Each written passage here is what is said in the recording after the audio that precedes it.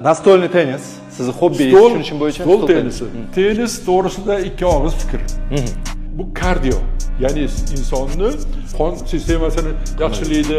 Mana koptok, mana raketka. Raketka sizga qarab yo'naltirildi.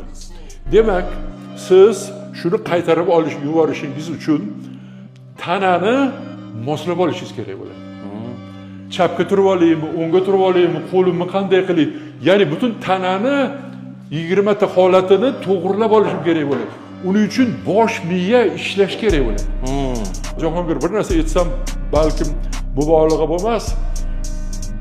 Mani agar rivojlandi degan gap bo'ladigan bo'lsa, rivojlanishimni asosi mana shu tennis hisoblanadi. Nimaga? Chunki bu yerda men ham jismoniy harakatdaman, ham bosh miyam faoliyati ishlaydi.